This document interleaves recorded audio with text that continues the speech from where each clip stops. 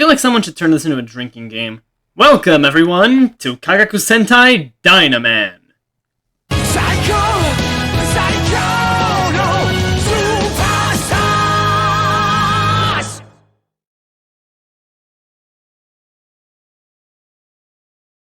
Dai Sentai Goggle 5 was certainly the Sentai of all time. For Hiro Hisasoda's first rodeo, it was fine, but ultimately unimpressive. It had some good moments, but it wasn't the great next step for the franchise that was needed. Despite this, it was still decently successful, and the general theme of ancient civilizations, evolution, scientific progress, and sports seemed to have some potential. Guess which of those themes they decided to expand on?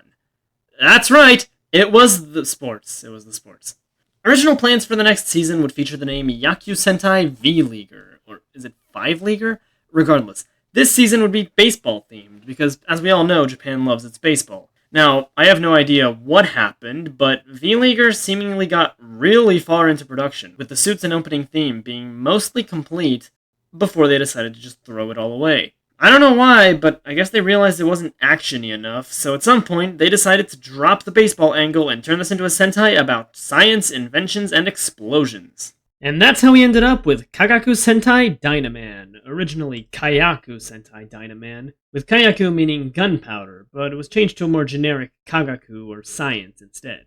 Man, if that title doesn't tell you instantly what this show is all about. But it seems weird that they got so far into V-Leaguer before realizing they didn't actually want to make it. Taking one look at the finalized show, you can see remnants of the baseball motif everywhere. This leaves the aesthetic identity of Dynaman feeling almost just as weird and mismatched as Goggle 5. Anyway, with Takayuki Suzuki back as producer alongside Seiji Abe, the show began airing on February 5th, 1983.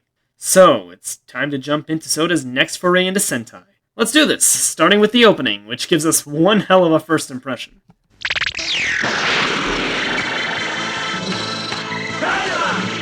Explosive is certainly one word I'd use to describe this song. It's aggressive, fast-paced, and an overall blast, much like the show itself. I love the repetition in this one, although this song definitely hits different as an English speaker. It sounds so threatening, I love it. Once again, Mojo returns to sing, and this might just be their best outing. Also, yep, that sure sounds like a baseball noise to me. Episode 1, titled The Tailed People Clan's Challenge, opens on some hikers admiring the mountain view when a volcano suddenly erupts, one of many around Japan.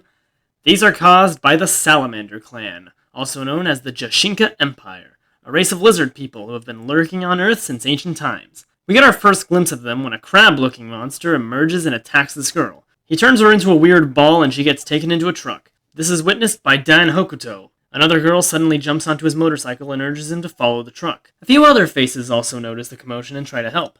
They manage to break the balls open and save the people inside, but they get attacked. Not to worry, because Ryu Hoshikawa comes to the rescue and beats up the enemy soldiers. Before anyone can question what the hell is going on, more foes arrive, and each member gets to show off their special skills, like swordsmanship, ninja arts, fencing, fighting on some water, fighting on some sand. We get a proper introduction to Jashinka as we see their base, as well as their members. General Carr, our resident general with a really cool looking design, Prince Megiddo, son of the leader, and a bit of a spoiled brat, and our big bad, King Aton. They seem to function on a rank system, with each member having a certain number of tails denoting their position. Megiddo has 5 tails, Carr has 7, and Aton has 9, like the fox. The time has now come for the clan to destroy humanity and take over the planet. Meanwhile, Dan arrives at the Yumino Invention Center, where he's greeted by everyone else, and we get a proper introduction to our heroes. Ryu Hoshikawa, Yosuke Shima, Kosaku Nango, and Rei Tachibana. We also meet this thing named Kendo Robo.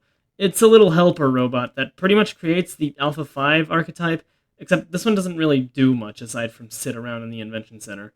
Finally, we meet the man himself, Dr. Kyutaro Yumino, as he arrives on a toy train that apparently runs on gas made from sweet potatoes. He's certainly imaginative, I'll give him that. As soon as they explain why they showed up late, Yumino hurries to dismiss all the kids and chucks everyone into a hole in the ground. Of course, this is just the entrance to their base, known as the Dyna Station, and Yumino explains exactly what's going on. The reason he called them all is because he's chosen them to become Kagaku Sentai Dynaman. Though, considering he's never met these guys before now, I do wonder why he even chose them. I guess he must have heard about them at some point, but given Nango's earlier confusion at the whole potato train deal, This is very clearly their first time meeting face to face. Also, if this is their first time hearing about Dynaman, what the hell did these guys think they were being called for? As usual, they all immediately accept this responsibility, and Yumino gives them their Dyna braces. They look the same as the goggle braces, but with the Dynaman logo instead of a number. They're a bit sleeker, I guess. Moving on. The transformation sequence actually looks pretty nice this time around. This is the first really unique sequence we've seen since, Jaka. Now fully transformed, they enter their ship, Die Jupiter, and move out.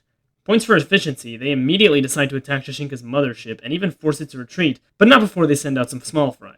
They eventually land in a quarry and face down Megiddo, and we get the most explosive roll call we've had yet. And it's pretty damn fun. People meme on the constant explosions in this show, and so do I, but I honestly think it adds a ton of charm. The suits this time around are pretty good. For the first time ever, we've dropped the cloth and gone full spandex. That is not spandex! The material is a self-assembling memory! Yeah, sorry. This is a godsend. The suits look so much more vibrant, and the colors pop so much more. These are also much more form-fitting than the Goggle 5 ones. Overall, upgrades all around. But, with all that said, man, you can really tell, huh? As I said in the beginning, Dynaman was originally supposed to be baseball-themed, and the change to a science theme was made quite late in production, to the point where the suits were mostly completed.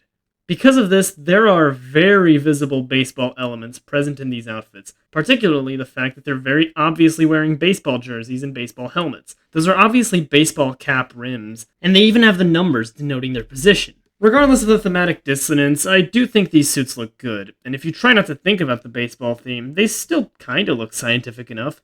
And frankly, I'm glad they ended up not going with the baseball motif, because not only is it not really that cool compared to what we did get, but also because... yeah, these original baseball suits kinda suck.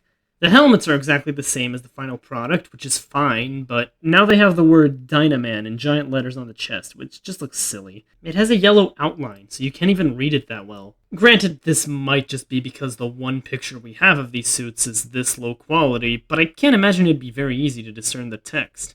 Except obviously yellow has a black outline, because yellow on yellow wouldn't work. But why is his entire jersey orange? It feels like they made the yellow outlines, realized they had to create a workaround for it to look good on yellow, so they had two ideas. Either change the outline color on his jersey, or change the entire jersey's color. And they decided to go with both. They could have just made all the outlines black. Also, another weird thing I noticed here. Why do these suits say Dynaman in the first place? These are the baseball-themed suits that were supposed to be used for V-Leaguer, right? So why do they say Dynaman on them? I guess when they decided they didn't want to do V-Leaguer anymore, they slowly made adjustments to the suits to turn them into the ones we know now. But it's a little weird that we have these Dynaman baseball suits. But it's a little weird that they went out of their way to make physical versions of these suits with the Dynaman text on them. In fact, there is artwork of these suits with the V-Leaguer name on them, so I don't know what happened there. Hey, wait a minute, why is Yellow's jersey actually yellow on the artwork and not on the actual suit? Okay, I think that's enough ragging on suits that didn't even make it into the final product. The ones we ended up getting are fine. They look good, and the out-of-place baseball look is pretty funny, if nothing else. They Dyna jump, and by that I mean slowly float down to the battlefield. Now's also a good time to talk about the foot soldiers, since we got our first good look at them here. They're called the Tail Soldiers, and I really like their designs. These might be my favorite Mook designs so far, besides maybe the Zolders. They look like reptiles, they have these green stripes all over, it's really cool. I also like their faces. The first fight is relatively standard, though I do like the weird muscle effect, it's funny. We get to see some of the Rangers' special skills in action. Dan has the aforementioned Muscle Punch, Ryu has a bunch of ninja arts, Shima has a surf jet that looks really funny, Nango jumps people.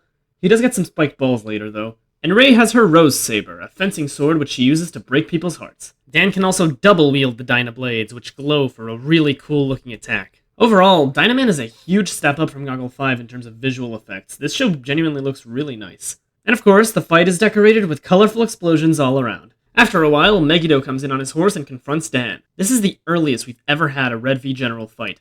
We're still on episode 1 and they're already setting up a rivalry here, especially when Dan cuts off one of Megiddo's precious tails. He retreats, vowing to get his revenge, and the team are left with the monster, who they quickly take down with their super dynamite attack, where they all jump into the air and form into a big ball of fire. After exploding, the monster super evolves into its giant form, and again, I really like the way this is done. The whole evolution gimmick is really cool. The Rangers send out Die Jupiter, which forms into the mech. And the mech transformation sequence is still too long. It's not quite as egregious as Goggle 5, but it still sucks. Dino Robo is our mech, and it looks pretty alright. These Showa mechs tend to blend together a bit, so I apologize if I don't have much to say here. I like the face. It looks very different from pretty much any other mech I've ever seen. And I like how the logo is integrated into the chest. The rocket-shaped head is still a fun addition too. Also, this thing has tires on its feet, so it can move around like this. We've got some cool new weapons this time around, like some knuckles, a boomerang, and a hammer-mace combo.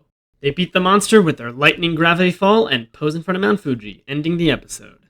After that explosive and fast-paced first episode, the ending theme is actually pretty chill. It still has the same identity as the opening, but it's less hectic and more melodic. I like it enough, even if it's not something I'd go out of my way to listen to. It's probably my least favorite of the ending themes so far. It's not bad, but it's not as memorable as the Goggle 5 one, and it certainly doesn't hold a candle to Go Ranger and Denji Man's excellent themes. For the first time, Chumi Watanabe is not here for the soundtrack. From this point on, pretty much every season has its own unique composer, which I'm alright with, since it allows each season to stand out from the others and have its own musical identity. Kensuke Kyo does the score for Dynaman, and as much as I'll miss Watanabe's signature style, yeah, this OST slaps. Dynaman has a very different feel from the previous entries, being a bit more synth-heavy than even Denji Man, but at the same time, there's some stuff here that feels quite reminiscent of its predecessors.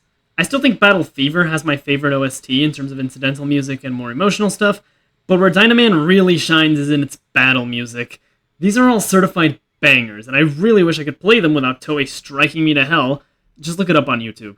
I don't think any previous Sentai has had music that elevates the fight scenes quite like this one. Moving on to episode 2, we get to learn a bit more about Jashinka, like their origins hailing from a meteor that crashed into Earth eons ago, as well as how they make their monsters. And man, this is cool. They have this machine called the Progressor, where General Carr inserts some primordial soup to imitate and speed up the process of evolution. He then selects all the components of the creature he wants to make and speedruns 3 billion years of evolution into a monster. That is awesome. It's visually really appealing, it's unique from all the previous villains, and it fits thematically with the rest of the season. I got super excited the first time I saw this. They make a rhinoceros monster to cause trouble, but this episode is mostly about Megiddo and Dan's rivalry again, as Megiddo, now reduced to just 4 tails, wants to get his revenge, to the point of disobeying his father's orders just so he can get another one-on-one fight. Meanwhile, the Dynaman team just hang around making inventions and showing them off, which we'll see a lot of in this show.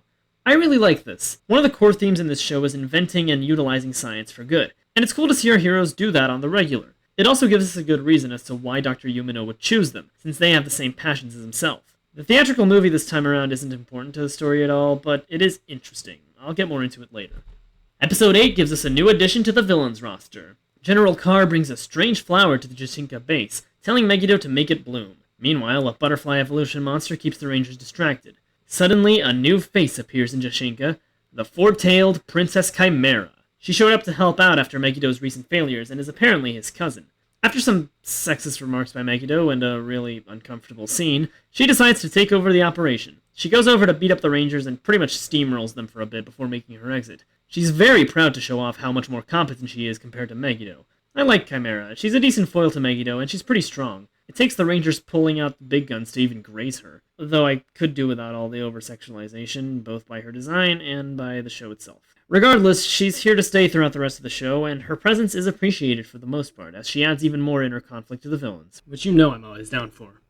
Episode 9 is very fun, as Megiddo traps Dan in a motorcycle that will explode if he stops moving, so the team has to figure out how to remove the bomb. This is yet again a show of Junichi Haruta's skills as he clings onto the motorcycle going at full speed.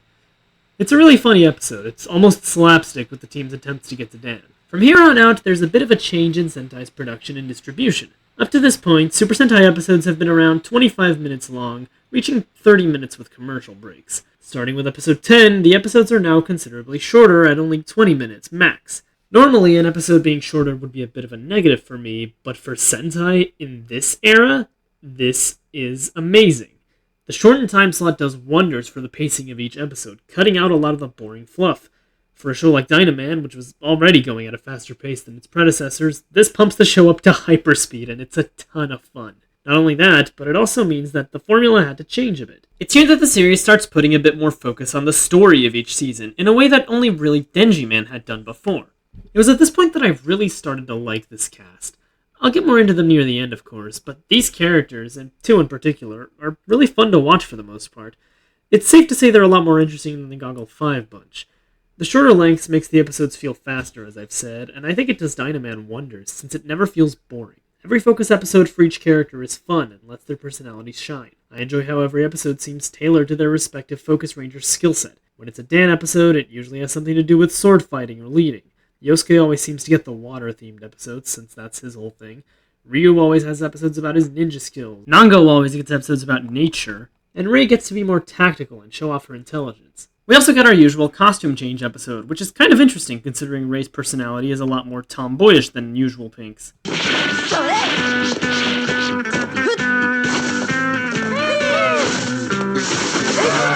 Oh god, no.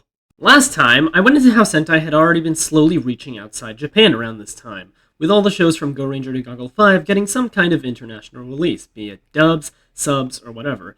Not that I would blame you for forgetting, it's been a bit long since that last episode. But now that we've reached this point, we can talk about a certain localization of Dynaman that you may have heard of at some point. In 1987, in Canada and the USA, on the USA Network's Night Flight block, a 6-episode English dub of Dynaman aired. Except this wasn't just any dub, it was... Time now for Dynaman! 5 good-looking Japanese friends from all walks of life. Wushi, their leader, is Dyna Red. Yeah, it was a complete parody. Something akin to the English dub of Ghost Stories or something. It is relentlessly goofy, they made a complete mockery of the plot, and you can tell the actors were having way too much fun with it. I swear this feels like a fever dream sometimes. This is a very interesting bit of Sentai history outside Japan. All 6 episodes are very easy to track down and watch, and there's some hilarious stuff here. Slojin, girls like pink. No, I hate pink. Too bad, but it's the only color I have left, so you must be Dyna Pink. How about Dinah Shaw? Episode 30 features an evolution beast who studies Dynaman's previous battles and learns to counter each of them. It's a fun setup for a clip show, and it's framed like a test, where the rest of Jashinka grade the monster on his performance. It also makes it so that our heroes have to think a little more and switch up their strategies, using different versions of their attacks. Episode 32 is the movie. I don't mean that it was released theatrically, I mean, it's just the movie from earlier, but re-edited to be an episode. I don't know what made them decide to do this, maybe it was just a convenient budget saver, but because the movie came out before Chimera was introduced into the show, this is the only episode after her introduction where she just doesn't appear. Just thought that was interesting. After many, many defeats, General Carr decides to try and create a new formula for evolving monsters. Instead of going fully organic, he creates a Mecha evolution, using metallic parts to enhance the creature's power. He uses this to create a missile crayfish evolution. I love this. It's pretty much a continuation of the core design philosophy of Goggle 5's monsters, being part organic, part robotic. Except here it actually fits into the story much more naturally. Episode 36 continues this little plotline as the team keep up their efforts to create a new finisher, and Dr. Yumino reunites with a childhood friend, Yamashita, who seems to have discovered something about Jashinka. Before he can say any more, he's kidnapped, and the team have to save him. Having overheard the conversation, Jashinka is now convinced that Yamashita was actually Dynaman's commander, not realizing it's actually Yumino. In a rush to save him, the team overexerts themselves trying to come up with a new attack, and we get a really great scene for Dr. Yumino, where he whips them all into shape and gets them to stop sulking. He disguises himself as a bad guy and attacks them until they get their act together. It's nice seeing a mentor be a mentor, and we haven't gotten a whole lot of that in this era. Yamashita manages to briefly contact Yumino and says something about the Millennium Cave, but he gets cut off before he can finish. The Rangers arrive with their resolve renewed, and they take out the monster with their new Super Dynamite attack. It's basically a flashier looking version of their old finisher, but it's suitably impressive. As it turns out, the Millennium Cave is a prison for the Salamander people, and it seems like whoever is currently trapped inside is about to break free. This leads us directly into the next episode. Are you noticing this too? For the first time ever, we've got a great big story arc spanning multiple episodes. Sure, we've had multi-parters before, and we've experimented with overarching stories, but this is the first time we've ever seen such a consistent story progression from episode to episode to episode. And I have to say, coming off of Goggle 5's often repetitive and boring filler, this is such a breath of fresh air. It adds even more to Dynaman's much more intense tone compared to its predecessors. It seems like the change in episode length as well as Soda's creative ambitions really kicked Sentai into gear. From this point on, especially starting with the next season, this type of storytelling will become the norm. General Carr and his forces arrive at the Millennium Cave just as it's about to open, releasing Zenobia, a brand new threat. Her design is in line with someone like Amazon Killer from Sun Vulcan. Even the red lines on her outfit look like the black magma motif. I wouldn't be surprised if there was some influence there. At least she looks better than Chimera. The rest of Jashinka try to get her back inside, but she doesn't seem interested. He summons her henchmen and proceeds to escape, followed by the others. Dynaman arrive afterwards and find out what happened from an injured tail soldier. It turns out that the reason Zenobia was sealed away was because she tried to overthrow Emperor Aton a millennia ago, but after some convincing on her end, he seems to warm up to the idea of giving her another chance. She begins plotting to take down Dynaman right away and powers up the Mecha evolution. She also goes to fight them herself, pretty much demolishing them until she decides to leave and continue her plan. What is with villains and always stopping just short of actually defeating the heroes? She manages to track down the lab and intercepts Dr. Yumino, who she realizes is more than just a kooky inventor. Zenobia continues to be a threat throughout the next few episodes. After Megiddo's failed plan to turn everything into a younger version of itself, which makes for a surprisingly sweet episode about Rei bonding with this old guy, Zenobia gets in Aton's ear and convinces him that Megiddo has failed too many times. They cut off his tails as a sign of demotion and throw him in the Millennium Cave. This is pretty brutal, all things considered, especially since Megiddo is literally his son. But with Megiddo out of the picture, for now, Zenobia could continue to rise up the ranks. Episode 40 is yet another standout Ryu episode. Chimera creates a monster who attacks anyone that speaks whatever character decides. This basically means that speaking becomes dangerous, but Ryu just so happens to meet this girl who's mute and thus can only communicate using sign language. It's a little frustrating that it takes Ryu until halfway through the episode to realize this, but still, I like seeing this type of representation in such an early show. Episode 42 brings about another interesting development. While Aton is sleeping, he's suddenly ambushed and attacked by a mysterious warrior. He steals the Emperor's sword and teleports away. It ends up stuck in a field where Nango finds it and picks it up. It was seemingly left there on purpose by the mysterious thief. Chimera comes to try and retrieve it, but Nango manages to use the sword's power to deal some massive damage, although it also seems to be corrupting his mind a bit. He becomes laser-focused on taking down Jashinka himself, and after some shenanigans, he ends up in a standstill with Zenobia. Aton curses the sword so that it'll be stuck to Nango's hand until it's soaked in blood. Thankfully, soaked in blood pretty much just means getting a little bit of blood on it, so Dan tricks Nango into slashing his arm a bit, and the seal is broken. Finally, after half an episode of build-up, our mystery man finally shows himself. He calls himself the Dark Knight.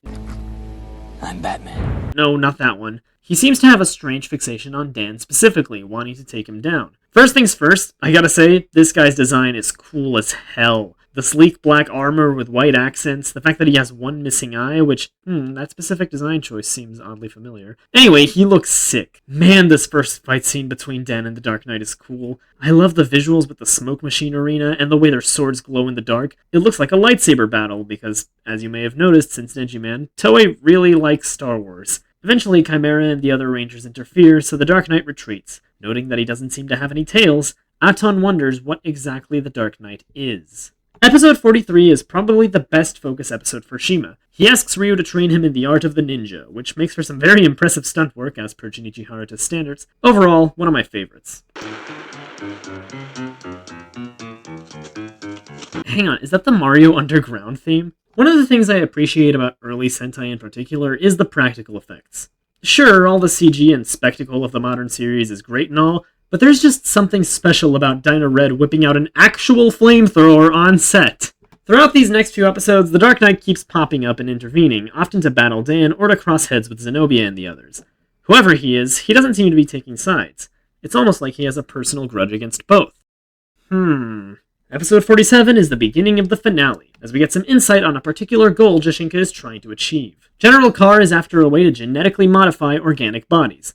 Whether it's making your ears bigger, your nose longer, or what he really wants, growing new tails. In Jashinka, the more tails you have, the higher your rank. This would allow Emperor Aton to finally grow a 10th tail and become even more powerful. The Dark Knight catches wind of this plan and convinces Zenobia to help him steal the plan from Carr, tempting her with the idea that she too could grow 10 tails and possibly overthrow Aton. Meanwhile, Dr. Yumino seems to have disappeared, as the team is unable to contact him. General Carr explains that the so-called retro genes come from the magma gas inside this cave. He doesn't quite know where they came from, but with them, he can genetically modify anything to his will. The Rangers have been eavesdropping on pretty much every conversation about the retro genes, so they manage to swoop in and steal them. They take out Carr's monster, but are left on a sour victory, as they still haven't figured out what Jashinka's greater plans are, the retro genes have stopped flowing from the magma, and Dr. Yumino is nowhere to be found. This all comes to a head in episode 48. The team analyzes the retro genes they took from Jashinka. They were supposedly created 15 years ago by a man named Dr. Toyama. He disappeared shortly after creating them, but regardless, our heroes try to track him down. Speaking of disappearing, Dr. Yumino is still missing. They manage to track down the mother of Toyama's old girlfriend, a painter, who painted a portrait of him. But before they can get their hands on it, the Dark Knight swoops in and steals it, looking to find the missing doctor himself. Chimera and her crew show up for the painting as well, and it basically becomes a three-sided battle for it. However, during the struggle, the box the painting is kept in breaks open, revealing a portrait of Dr. Yumino. The Rangers manage to take the painting back to HQ and realize the truth. Dr. Yumino was Dr. Toyama.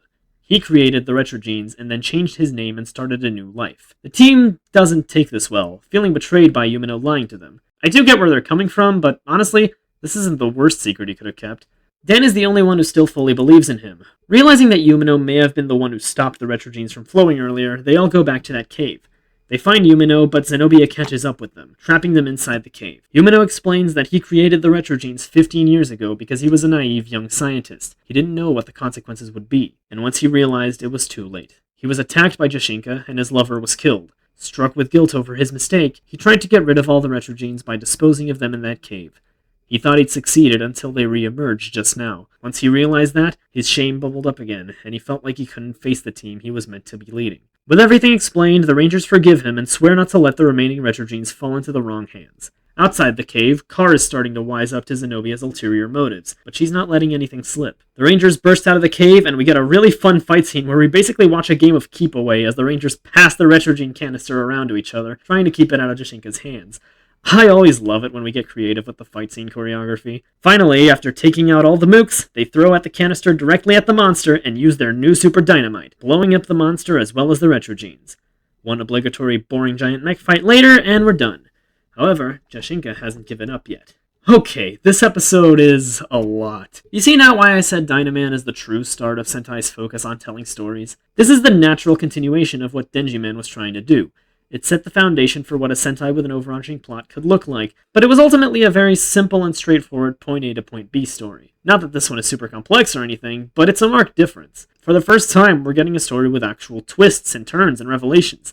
It's really cool. The fact that Dr. Yumino actually has a tragic backstory is such a novelty. Again, this isn't the most interesting plotline ever or anything, and it's pretty easily outdone by many seasons that come after it, but this is the first one to do something like this, and I think that really warrants some respect. Now that Dr. Yumino's identity is out in the open, he's in danger. Aton wants him captured so he can be forced to create more Retrogenes.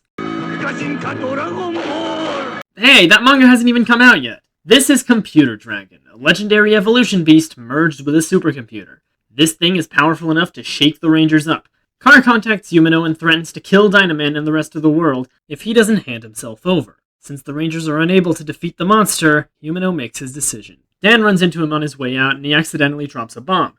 Yumino is planning to give himself over to Jashinka and use the bomb to blow them all up, taking himself out with them. The Rangers follow him, intent on stopping him from going through with it. The Dark Knight intercepts Computer Dragon's signal to get him to bring Dr. Yumino somewhere else. He and Zenobia use this to frame General Carr, claiming that he's trying to overthrow Aton by taking the Retrogenes for himself. I'll admit, it's a pretty darn clever plan, and it almost works as Aton attacks Carr for treason, though Carr manages to escape. Before the Dark Knight can use Yumino for his own plans, the Rangers show up to rescue him.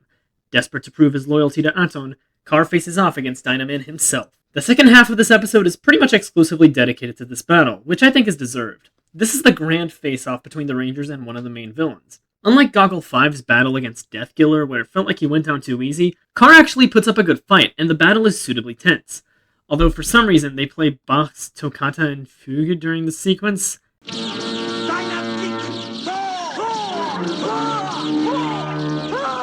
Insert Ace Attorney reference here, I guess.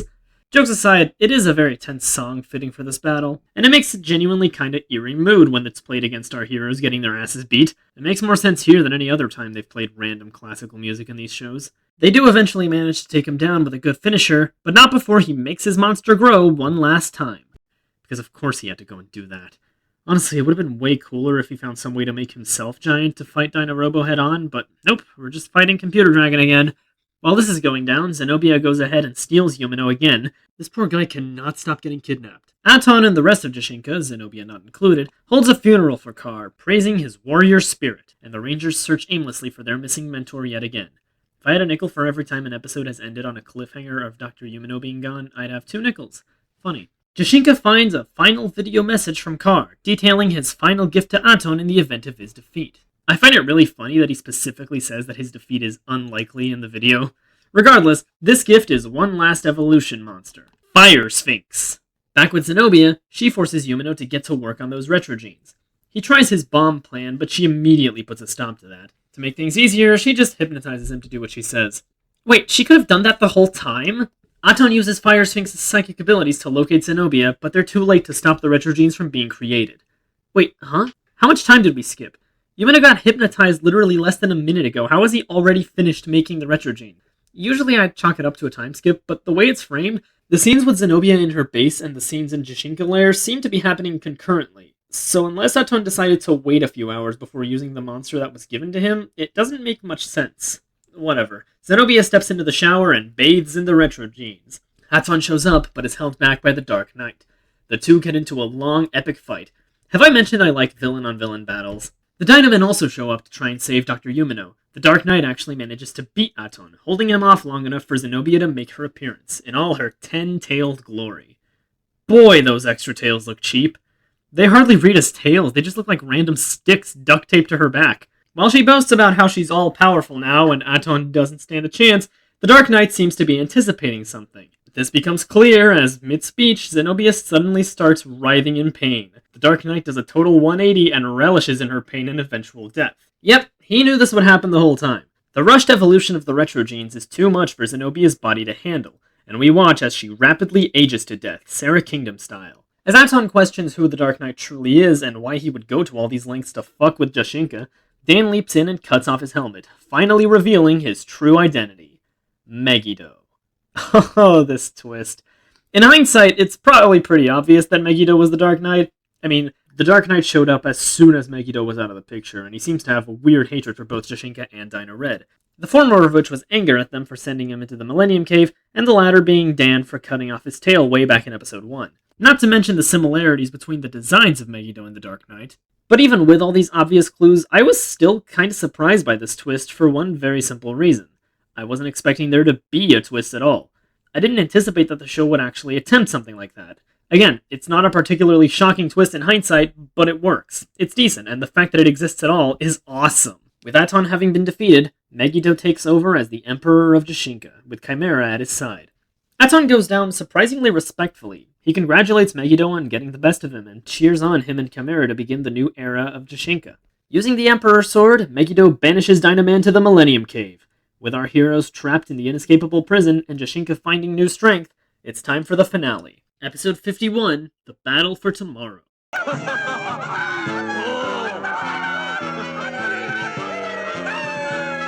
If there's one thing that hasn't changed at all since Go Ranger, it's the fact that the foot soldier voices are still hilarious. Megiddo plans to steal all of Dynaman's vehicles, like Jupiter, to use in his invasion. Now where have I seen this before?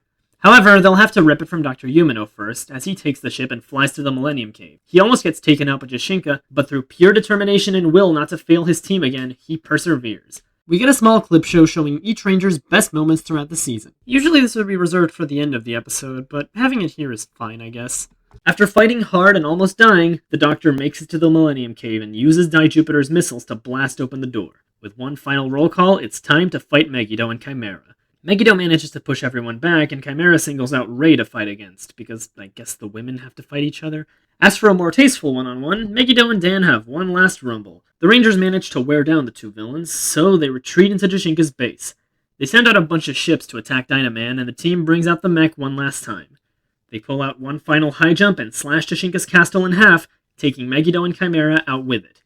As the Rangers once more run off into the sunset, the narrator encourages them to create a better world with their fun inventions. So this finale, it's pretty alright. The big flashback clip show in the middle of the final episode felt a bit unneeded, and I feel like it took precious time away from the actual final battle, making it feel slightly rushed, but I like it overall. In fact, I just really like this final stretch of episodes. I'll get more into it soon when we talk about the characters, but the villains really shine here, as well as Yumino. The Dark Knight twist, Yumino's backstory, Zenobia's whole thing, there's a lot going on here. Like I said, Dynaman has the most involved story out of any Sentai we've seen so far, and this is a solid ending to tie it all together. So, let's get into all the characters now. The Rangers themselves are probably the least interesting bunch to talk about in this season, with two notable exceptions. None of them are bad or unlikable, and most of them are generally fun to watch and have some great focus episodes, but they get a bit overshadowed by the villains. Dyna-Red is Dan Hokuto, played by Satoshi Okita. He's definitely the least interesting of them all. I'm getting seriously tired of these basic red leaders. He doesn't stand out from previous Reds at all. Frankly, he was probably my least favorite character throughout the whole show. He got a little better in the finale, with his unwavering trust in Yumino being the best piece of characterization he ever gets, but otherwise, he's just boring.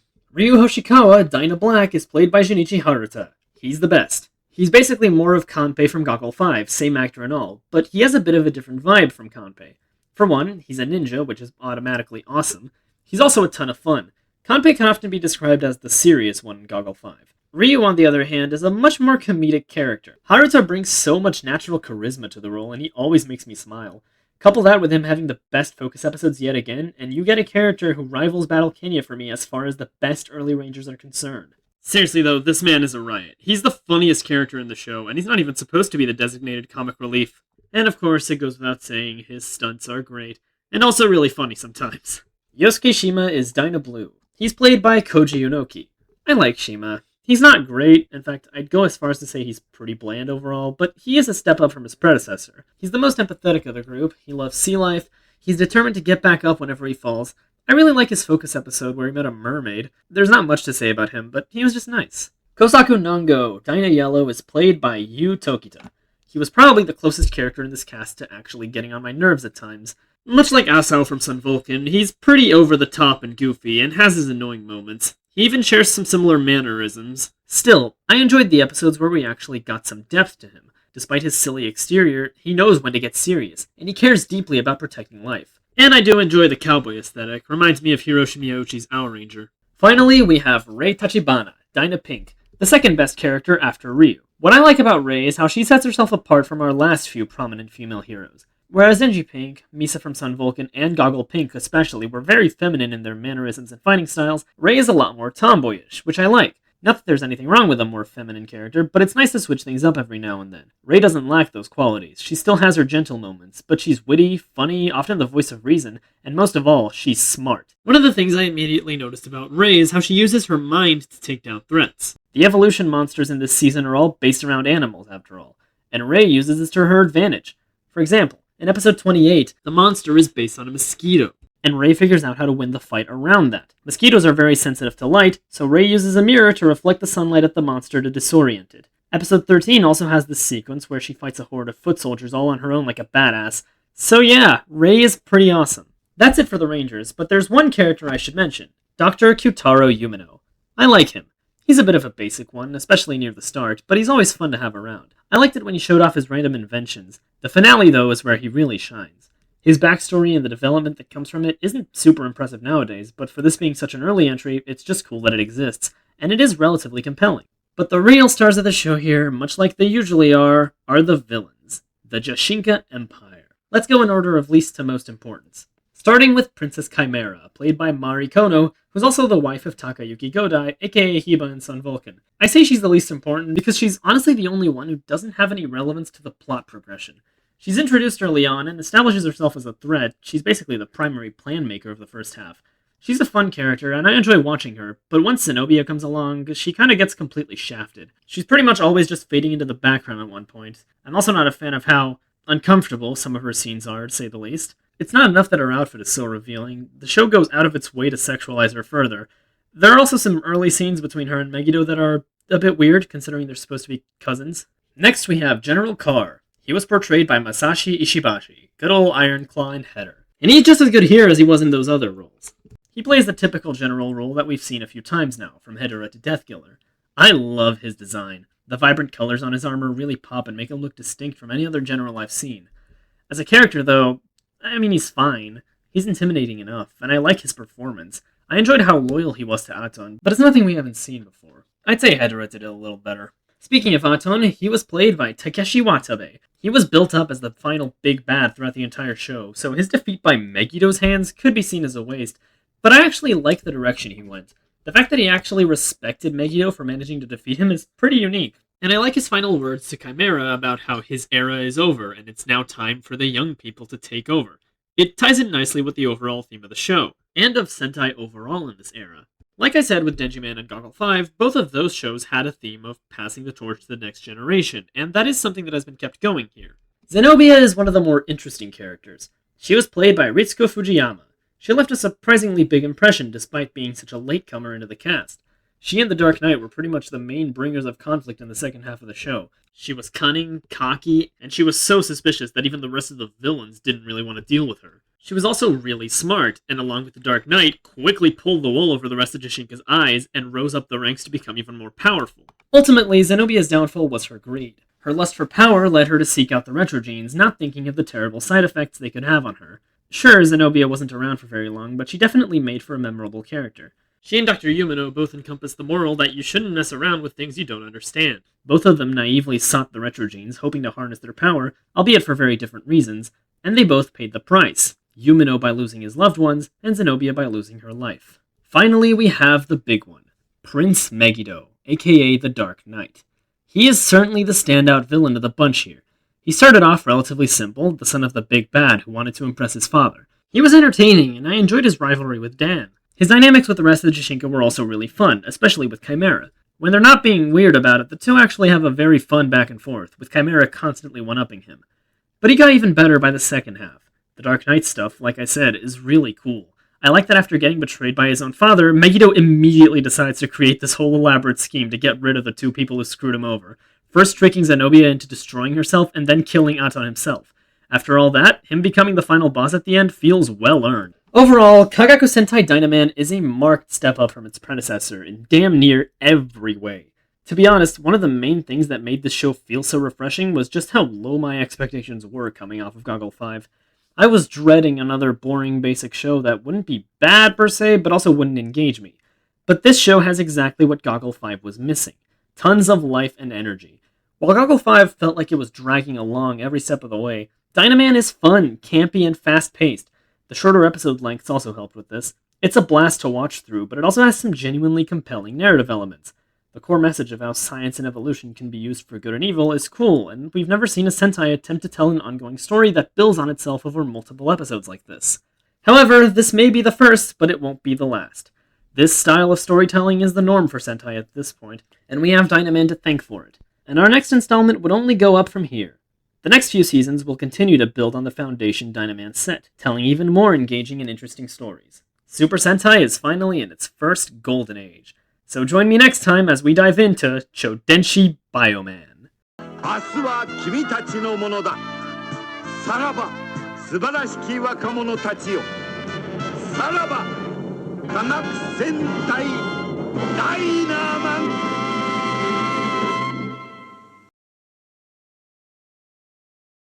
But it's a little weird that they went out of their way to make physical That was really bad. But it's a little weird that they went out of their way to make physical Why can't I say that?